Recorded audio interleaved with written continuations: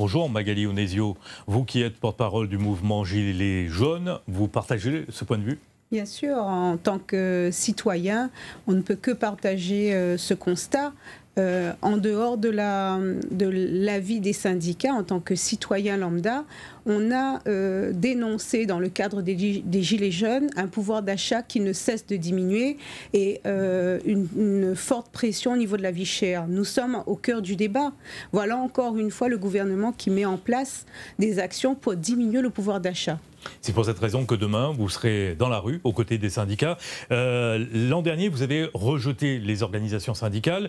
Aujourd'hui, vous vous rapprochez des syndicats. Qu'est-ce qui explique ce changement ? Ce qui explique ce changement, c'est l'opacité de la réponse du gouvernement. Les Français sont descendus dans la rue avec le gilet jaune pour dire on a besoin d'être entendus, puisque par la voie politique et la voie syndicale, nous n'avions pas été entendus.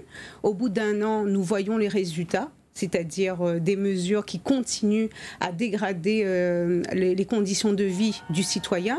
Et aujourd'hui, plus que toute autre volonté, c'est de soutenir tous les mouvements qui se mettent en place et qui œuvrent pour un mieux-être social. Demain, vous allez défiler dans Saint-Denis. Vous avez prévu d'autres actions également ? Nous avons un défilé dans Saint-Denis, un défilé au niveau de Saint-Pierre également. Donc, comme d'habitude, du rond-point McDonald's jusqu'à la sous-préfecture de Saint-Pierre et au niveau de Saint-Denis, du petit bazar jusqu'à la préfecture. Outre ces deux défilés, vous avez prévu des actions au coup de poing peut-être ?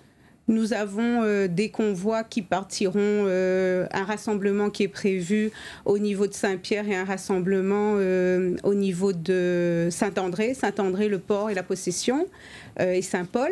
Mais il faut savoir que c'est juste des personnes qui viennent au ralliement et que inexorablement ils seront pris dans les bouchons habituels de l'entrée de Saint-Denis. D'accord. En aucun cas, vous allez bloquer les routes? Rien n'est prévu en ce sens. On n'a jamais donné de mot d'ordre de blocage. C'est chaque citoyen qui prend sa responsabilité et qui montre son désaccord de la façon dont il le souhaite. L'action forte, c'est demain uniquement ou alors ça risque de se prolonger ?